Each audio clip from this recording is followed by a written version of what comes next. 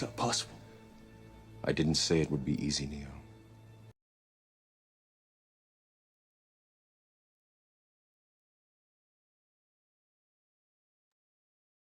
Okay, Mr. Harris, good morning.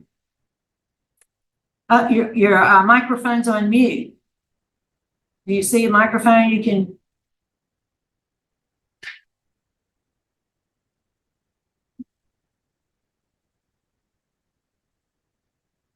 It's still on mute. What about now? Yep, that's it. That's good. I can hear you. Good, thank you. Yes, ma'am. Would you introduce yourself? Tell us your name and DOC number, please. Nicole Harris, 568158. Yes, sir, Mr. Harris. Let me introduce the panel to you. I'm Cheryl Renatza. Seated to my left is Mrs. Stapleton. To my right is Mr. Freeman. We're here for a revocation decision this morning, and we're going to put a form up on the screen. I want you to verify if that's your signature.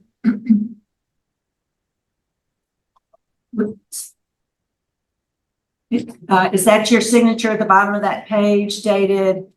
Yes, ma'am. That is your signature. Yes, All right. ma'am.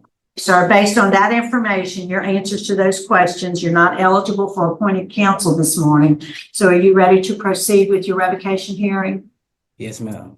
Okay, I'm going to read the allegations against you, after which you'll enter a plea of guilty or not guilty. And then Mr. Freeman will be asking you some questions. Okay? Yes, ma'am. Yes, ma'am. You're accused of violating condition number 4, and it reads, you have failed to refrain from criminal conduct as evident by your arrest January 28, 2024 for the charge of domestic abuse battery. That charge was no billed in the 19th JDC. However, officers observed injuries on the victim. So how do you plead to violating condition number 4? Not guilty.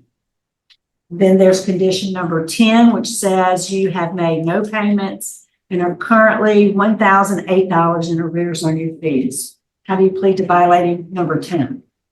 I'm guilty of that one, ma'am. Okay. Would you answer Mr. Freeman, please? Okay, Mr. Harris, tell me what went on 1/28/24.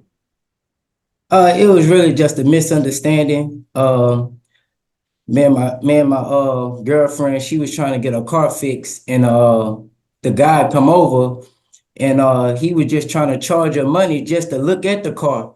Instead of, we was telling them what was wrong with the car already, but he tried to charge her $50 to just look at the car. So, me and my girlfriend, me and him, we didn't get in no argument. I just told him, like, if you're not gonna fix the car, you can go ahead and leave. And me and my girlfriend, we just went in the house and we had a disagreement because she said I was wrong from telling him that he can leave. But I was basically trying to help her out dealing with the car situation without, I'd rather get the car fixed than to just have it sitting there or a person just coming to look at it. But it wasn't no hitting, though. That's why I'm really trying to understand where the injuries come from. Like, it wasn't no hitting at all. But y'all did wrestle? I mean, I see you said y'all were wrestling. No, sir. It wasn't no physical contact. That's what I'm not understanding. She was trying. Listen to me. This is your statement. While speaking with Mr. Harris, he advised that he got into an argument with Miss Lee, but he never hit her. He advised they began wrestling, and all he did was grab her by the shoulder. He advised that incident took place in the bathroom. No, sir. I was trying to wonder that statement right there. That's why me and the judge, that's why I guess the judge dismissed the charges up in the courtroom, is because my girlfriend, she come to the courtroom and she basically explained the same thing, that ain't none of that take place. Oh, yeah. Okay. That does happen. Deputies also observed the bruises on Miss Harris around her neck. She did drop the charges. Haven't y'all had problems in the past? Haven't law enforcement been called on y'all in the past? No, sir, never. Okay, you've had any domestic violence problems in the past? No, sir. I had an aggravated battery. That's what I'm on parole for, but I never had no domestic abuse battery. Okay. Your aggravated battery involve a woman? Sir? Did aggravated battery involve a woman? Yes, sir. But I basically pleaded out to that. But that was a nothing too. But it just was so much time up on the table that I just took the deal. But it's because I really didn't have no help when it came to the counseling or whatever. So I didn't have no help. So I really didn't know what to do at the time. So I basically. Yeah, okay. Are y'all still seeing each other? Who? Which one? You and Brittany Lee? Yes, sir. Yes, sir. We have this is my first time I ever was actually doing right. I had a job. I actually just got a house. I'm just trying to, I ain't been home in years. So I've been trying to build a relationship with my daughter. Like it wasn't me trying to get in no trouble or anything like that there. Okay, you have a full term date of 11/18/24. So no matter what we do today, you're going to be getting out in 6 months. I have no further questions.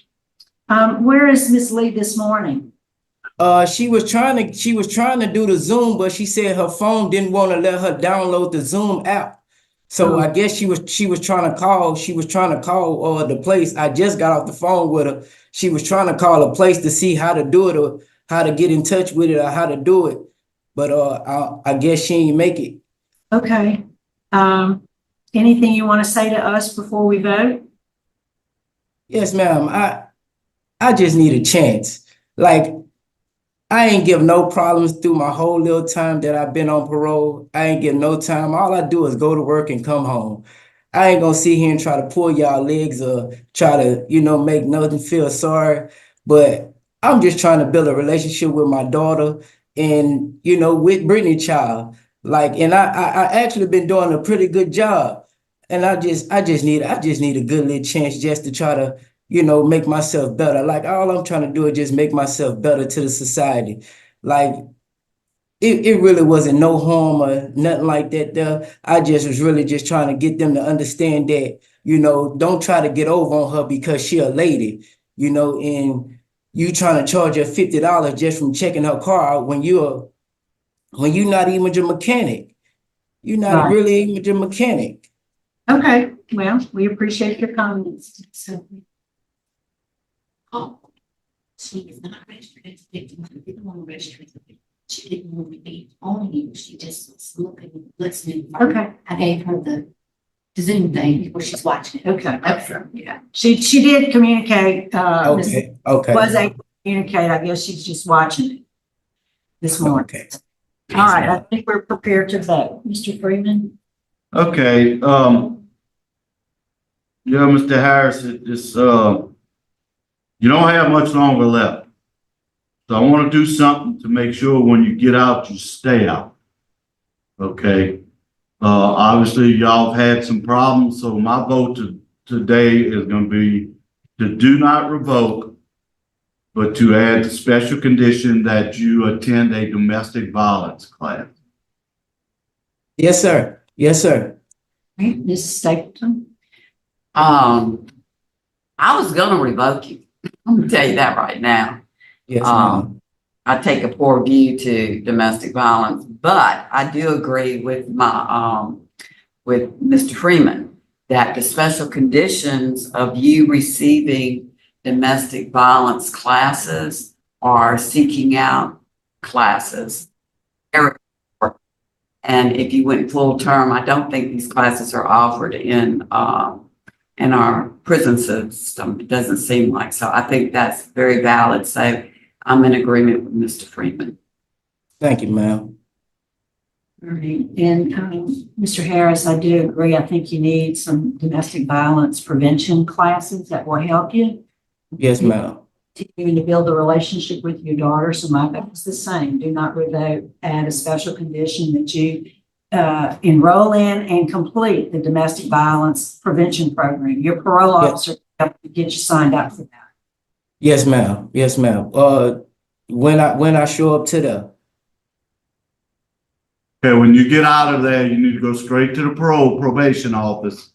And Yes, sir. they're gonna set you up for that class. Yes, sir. Yes, sir.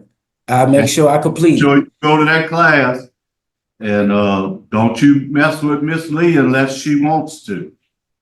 Yes, Okay? sir. Don't Yes, you sir. bother. Yes, sir. All right, Mr. Harris, good luck. We don't want to see you again. You won't. I Okay. appreciate you. Thank you. All right, that concludes our business there at Riverbend. We're going to sign off. It is 9:32.